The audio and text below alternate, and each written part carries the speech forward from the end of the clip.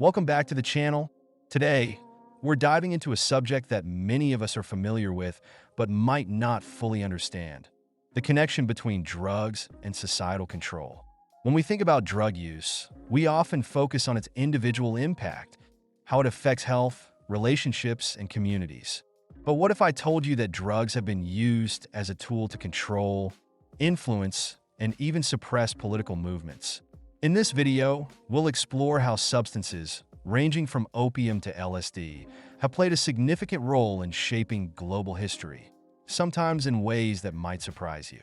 We'll look at how these substances have been used by governments, intelligence agencies, and other powerful entities to sway public opinion, suppress activism, and maintain control over populations. So, let's get into it. Now that we've set the stage for today's topic, let's take a step back in time to understand how drugs became such a powerful tool in shaping history. Drug use is not a new phenomenon. In fact, substances like opium have been used for thousands of years. The earliest known use of the opium poppy dates back to 3400 BC, when the Sumerians referred to it as the joy plant. It's believed that they cultivated the poppy for its euphoric effects, and over time, its use spread throughout the ancient world. But it wasn't just about pleasure. Opium and other drugs played a much larger role in the shaping of global powers and economies. By the 1500s, opium was no longer just a medicinal or recreational substance. It became a commodity that would alter the course of history. The rise of industrialized powers in the West coincided with an increased reliance on the trade of drugs, particularly opium, to fuel their economies. The British Empire, for example, was one of the largest players in the global opium trade. In the 1700s, the British East India Company took control of several opium-growing regions in India, and by the early 19th century, they had established a monopoly on the trade. This allowed them to expand their influence across Asia, particularly in China. China had initially only used opium medicinally, but the British began smuggling vast quantities of the drug into the country, leading to widespread addiction. The Chinese government attempted to resist by banning the sale and use of opium, but their efforts were thwarted by the sheer scale of British smuggling operations. This led to what is now known as the Opium Wars, two major conflicts between Britain and China in the mid-1800s. These wars were essentially fought over the British Empire's right to continue trading opium. As a result of these conflicts, China was forced to make significant concessions, including opening up its ports to foreign traders and ceding territory, such as Hong Kong, to the British. The Opium Wars marked a turning point in the relationship between East and West, as they revealed how Western powers were willing to use drugs as a tool of imperialism. By controlling the supply and distribution of opium, the British were able to exert a tremendous amount of influence over China, all while profiting from the misery of addiction. But it wasn't just the British who were involved in the global drug trade. Other European powers, such as the Dutch and the French, also played their part. The Dutch, for example, took over much of the trade with Southeast Asia, using opium as a way to control the local populations and expand their influence in the region. This use of drugs as a tool for economic and political gain was not limited to opium. In the early 20th century, the global drug trade expanded to include substances like cocaine and heroin. These drugs were trafficked across borders and used to suppress populations, maintain control over colonies, and generate immense wealth for those involved in their distribution. One thing becomes clear when looking at this history: drugs have always been more than just a commodity. They have been a weapon used to weaken nations, exploit people, and maintain control. And while we may think of the global drug trade as something that affects only individuals, its true impact has always been far-reaching, affecting societies and governments in profound ways. We can't talk about drugs and history without addressing the role of major Western empires. By the late 19th century, the opium trade had become an essential component of Western expansion, particularly for the British. This pattern of exploiting substances like opium to secure economic dominance would set the stage for a much larger, more insidious system of control. The lessons from history show us that the intersection between drugs, politics, and economics is complex. This sets the tone for how drugs would continue to play a role in international affairs, even into the 20th century, as we will explore in the next sections. Now that we've covered the historical context of how drugs were used by colonial powers to exert control over nations and populations, let's fast forward to the 20th century and look at the role intelligence agencies played in the global drug trade. One of the most striking aspects of modern history is the covert involvement of intelligence agencies in the distribution and promotion of drugs. It's hard to imagine, but several well-documented cases reveal how certain government agencies have not only tolerated but, in some cases, actively participated in the trafficking and distribution of illegal substances. The purpose? Political and social control. One of the most infamous examples is the CIA's covert operations during the Cold War era. The United States Central Intelligence Agency, CIA, along with other agencies, became involved in a range of covert programs that used drugs to achieve their goals. One of the best-known operations was MKUltra, a project designed to explore the potential of mind control using drugs, especially LSD. MKUltra began in the early 1950s as part of a larger effort by the U.S. government to study and develop methods of controlling the human mind. At the time, the Cold War was in full swing, and both the U.S. and the Soviet Union were exploring ways to gain an advantage in espionage and warfare. The CIA believed that drugs could potentially be used as weapons, tools that could influence individuals or even entire populations. The main focus of MKUltra was on the psychedelic drug LSD. The agency hoped that by experimenting with LSD, they could unlock the secret to manipulating human behavior. They believed it could be used to create more compliant, submissive individuals or even to reprogram people entirely.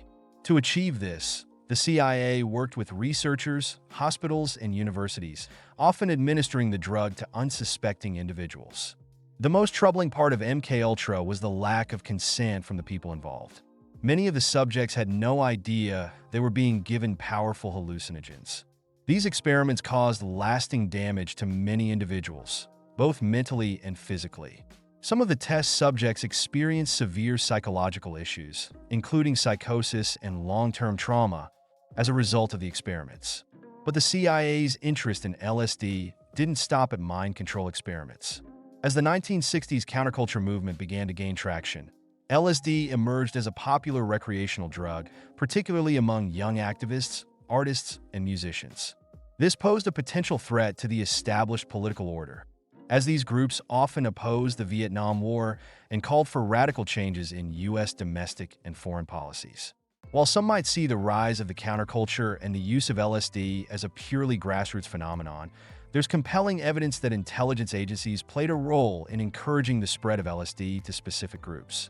The idea was to destabilize and discredit political movements by encouraging drug use. It's no secret that many leaders and figures within the counterculture movement were heavily involved in LSD use, which had the effect of diminishing the credibility of their message and, in some cases, leading to the implosion of their organizations. Take, for example, the relationship between LSD and certain political activists during the 1960s. Some believe that intelligence agencies saw the promotion of drugs like LSD as a way to dilute the effectiveness of activism. Instead of engaging in organized strategic protests, some activists became more interested in drug-fueled experiences that diverted attention from the broader political goals of their movements. It wasn't just LSD either. Other substances like heroin and cocaine were also used as tools by intelligence agencies to weaken communities and political movements. In some cases, drugs were introduced into marginalized communities, causing widespread addiction and effectively neutralizing any potential for organized resistance. This tactic, particularly prevalent in the African American and Latino communities, had devastating long-term effects. The involvement of intelligence agencies in drug trafficking didn't stop with LSD. During the 1980s, the CIA was implicated in the Iran-Contra affair, a scandal involving the illegal sale of arms to fund rebel groups in Nicaragua. To finance these operations, the CIA allegedly turned a blind eye, or worse, directly facilitated the trafficking of cocaine into the United States. The drugs were funneled into urban areas, causing the rise of the crack cocaine epidemic, which disproportionately affected communities of color. What these examples show is that drugs have not only been a tool for personal recreation or medicinal use. They've been weaponized by powerful institutions to control populations, discredit political movements, and maintain the status quo. The long-term impact of these covert operations is still felt today, as many of the communities targeted during these programs continue to deal with the fallout. Understanding the role of intelligence agencies in drug distribution changes the narrative around drug use in modern history. It's not just about addiction or crime. It's about how drugs have been used strategically to manipulate societies. In the next section, we'll dive deeper into how this played out in political movements and the repression of activists. In the last section, we explored how intelligence agencies like the CIA used drugs for mind control and covert operations. But the story doesn't end there. Drugs have been used even more directly as tools to suppress political movements and target activists, especially during times of social upheaval. This section will look into how drugs have been strategically deployed to neutralize and undermine activists and political organizations. Throughout the 1960s and 1970s, the United States saw a rise in social and political activism. This was a time when movements for civil rights, anti-war protests, and calls for economic justice were gaining momentum. Leaders from these movements, including prominent figures from the Black Panthers, the Student Nonviolent Coordinating Committee, SNCC, and various leftist groups, were making waves by challenging the status quo. For the establishment, these movements represented a serious threat. The response was multifaceted. Not only were activists monitored, harassed, and arrested, but drugs also played a significant role in weakening these movements from within. One of the key tactics was flooding certain communities with drugs, particularly in urban areas where political activism was thriving. This strategy was most visibly implemented against the African American community. During the late 1960s and into the 1970s, heroin became widely available in cities like New York, Chicago, and Los Angeles, where movements like the Black Panthers were organizing. Some researchers and historians argue that the sudden influx of heroin into these communities was no coincidence. The drug not only devastated individuals, but also weakened the social fabric of entire neighborhoods, reducing the ability of communities to organize and resist.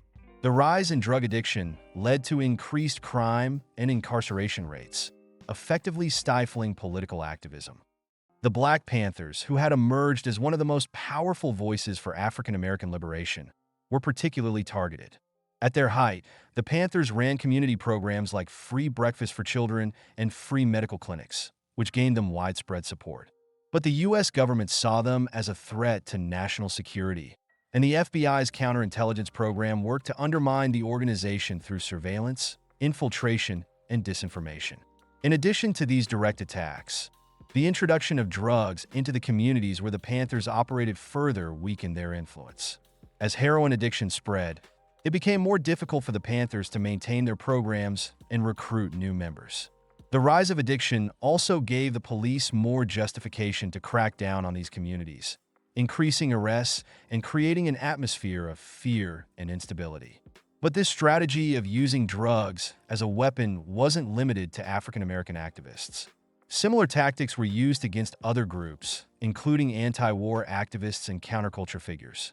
In these cases, drugs like LSD and marijuana were often promoted within activist circles, contributing to a shift from organized protest to individual escapism. Instead of staying focused on political goals, many activists became caught up in the drug culture of the time. While some genuinely believed that using these substances would expand their consciousness and help them break free from the constraints of society, the reality was often far different. Many became more focused on personal experiences with drugs rather than collective action, which weakened the broader movement. In this way, drugs acted as a double-edged sword. On one hand, they offered a temporary escape from the harsh realities of the political struggle. On the other hand, they diluted the effectiveness of the movements that sought to challenge the very systems that benefited from the widespread use of these substances. By the 1980s, this approach had evolved further with the introduction of crack cocaine into urban neighborhoods. The crack epidemic, fueled by the same covert operations we discussed earlier, led to the mass criminalization of African Americans and Latinos, severely undermining any efforts at political resistance. Communities were left in turmoil, and the social movements of the previous decades struggled to regain their footing. This deliberate use of drugs as a tool for political repression illustrates the lengths to which powerful entities will go to maintain control. It also sheds light on the deeper connection between the war on drugs and the suppression of political dissent, which we will explore more in the next section. As we've discussed, drugs have played a significant role in suppressing political movements. But their influence wasn't just limited to activism. They also had a profound effect on cultural movements, particularly during the 1960s and 1970s. This era is often remembered as a time of liberation, free expression, and social experimentation, and drugs were at the center of it all. However, the romanticized image of the counterculture is only part of the story. The 1960s were a time of significant cultural upheaval, and the use of drugs like LSD, marijuana, and even harder substances like heroin became synonymous with the counterculture movement. For many young people, particularly those involved in the anti-war protests and civil rights movements, drugs were seen as a way to rebel against the establishment. They were tools for expanding the mind, breaking free from societal norms, and exploring new forms of consciousness. The music of the time was a driving force in promoting these ideals. Artists and bands became cultural icons not only for their music, but for their association with the drug culture. Songs glorifying drug use, celebrating personal liberation, and rejecting mainstream societal values became anthems for a generation. LSD, in particular, was heralded as a mind-expanding drug that could unlock creativity and help individuals see the world in a new way. But while this association between music, drugs, and rebellion may have appeared to be a purely organic phenomenon, there's evidence to suggest that the widespread use of substances like LSD was, at least in part, encouraged by outside forces. As we discussed earlier with programs like MKUltra, there were efforts to promote the use of LSD in certain circles, particularly among artists and musicians. Some researchers argue that this was a deliberate attempt to derail political movements by shifting the focus away from collective action and towards personal escapism. Instead of organizing and pushing for systemic change, many young activists and musicians became more focused on their personal experiences with drugs. This shift in priorities weakened the broader counterculture movement, turning it into a lifestyle or fashion statement rather than a serious political force. It's important to note that not everyone in the counterculture embraced drug use. There were many artists, activists, and intellectuals who rejected the idea that drugs were necessary for personal or political liberation. But the narrative that became dominant in the media, and the one that's still remembered today, is one that equates the counterculture with widespread drug use. This narrative, some argue, served to discredit the movement and distract from its more serious political aims. The consequences of this cultural shift were far-reaching. As drug use became more prevalent, the media often portrayed the counterculture as a chaotic, drug-addled scene rather than a legitimate political movement. This image helped to justify the government's crackdowns on protests and activism, as the establishment could paint activists as irresponsible and dangerous. Moreover, the glorification of drug use in music and popular culture had a lasting impact on generations to come. The association of drugs with freedom and rebellion made them appealing to millions, often overshadowing the very real dangers and consequences of addiction.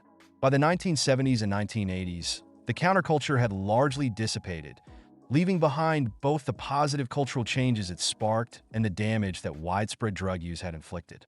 So, while the counterculture may have started with radical ideals of social change, drugs became both a symbol of freedom and a tool of distraction. The tension between these two forces would shape the legacy of the 1960s and 1970s, raising important questions about how cultural movements can be co-opted or undermined by the very forces they seek to challenge. In the next section, we'll reflect on the long-term impacts of these historical developments and how they continue to affect our society today. As we look back on the role of drugs throughout history, whether as tools for economic gain, political repression, or cultural influence, it's clear that their impact has not faded. The ripple effects of these past actions are still very much present in today's society, from modern drug policies to the ongoing challenges faced by communities around the world. In this section, we'll reflect on the contemporary implications of the historical use of drugs and how these lessons can inform our understanding of the present. One of the most significant legacies of the relationship between drugs and politics is the current state of drug laws and enforcement. The so-called war on drugs, which escalated in the 1980s, has roots that trace back to the covert operations and social strategies we've discussed. In particular, the criminalization of drugs has disproportionately targeted marginalized communities, specifically African American and Latino populations. As we've seen, drugs like heroin and crack cocaine were introduced into these communities during periods of political activism, and the resulting addiction epidemics were used to justify increased policing and harsher sentences. The mass incarceration that followed has devastated families and neighborhoods for generations.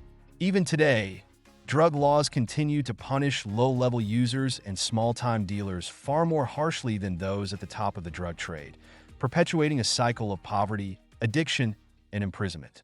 In recent years, there's been growing recognition of the failures of the war on drugs.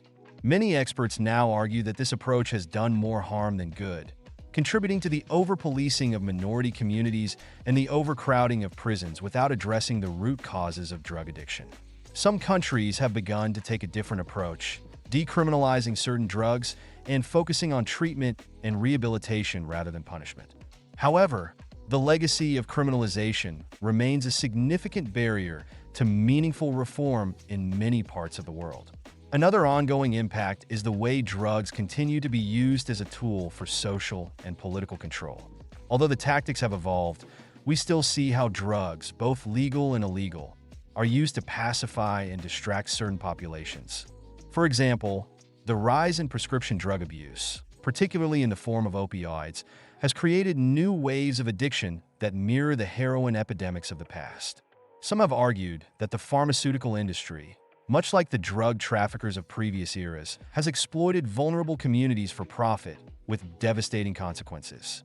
Meanwhile, the glamorization of drug use in popular culture hasn't faded. Music, movies, and social media continue to celebrate drug-fueled lifestyles, often without acknowledging the darker side of addiction. This creates a dissonance in how we view drugs. On one hand, they are seen as a tool of personal freedom or artistic expression, while on the other hand, their widespread use continues to destroy lives and communities. So, what lessons can we take from all of this? First, it's clear that we need a more nuanced understanding of the role drugs play in our society. Rather than focusing solely on criminalization or glorification, we should be looking at the systemic issues that make drug use so pervasive. Issues like poverty, inequality, and the lack of access to mental health care. Second, we need to recognize that the way drugs have been weaponized against certain groups in the past is not just a historical footnote, it's an ongoing reality. The disproportionate impact of drug laws on marginalized communities is a direct result of decades of deliberate policies, and until we address these inequalities, we cannot begin to heal the damage that's been done. Lastly, we should consider the role of education and open dialogue in changing the way we approach drug use. If we can learn from the mistakes of the past and approach drug policy with compassion and evidence-based strategies, we might begin to undo some of the harm that has been caused. In the final section, we'll recap the major points and leave you with some final thoughts to consider as we continue to navigate the complex relationship between drugs, politics, and society. As we wrap up this deep dive into the historical and ongoing role of drugs in society, let's take a moment to reflect on some of the key points we've covered. We began by exploring how drugs like opium were used as tools of control by colonial empires, exploiting both individuals and entire nations for economic gain. From the British Empire's monopoly on the opium trade to the devastating impact of the Opium Wars in China, we saw how drugs have long been intertwined with the pursuit of power. We then examined the role of intelligence agencies, particularly the CIA, in the 20th century. Through programs like MKUltra, drugs such as LSD were weaponized in attempts to control behavior and destabilize political movements. The impact of these covert operations, especially in how they influenced activism and culture, continues to reverberate today. Next, we discussed how drugs were used as tools for political repression, particularly in the 1960s and 1970s. We explored how certain communities, especially African American and Latino populations, were flooded with drugs like heroin and crack cocaine, leading to devastating addiction crises that weakened political movements and justified increased policing and incarceration. We also looked at how cultural movements were impacted by drug use. While substances like LSD were initially seen as tools for expanding consciousness and rejecting the establishment, they ultimately distracted many from the collective action necessary to achieve political change. Finally, we reflected on how these historical developments continue to shape our society today, from modern drug laws and mass incarceration to the ongoing challenges of addiction and the exploitation of vulnerable communities. It's clear that drugs are not just substances that affect individuals. They are powerful tools that have been used to manipulate, control, and divide societies. As we move forward, we must approach the issue of drugs with a deeper understanding of their historical context and work toward policies that prioritize compassion, equity, and healing. Thank you for watching.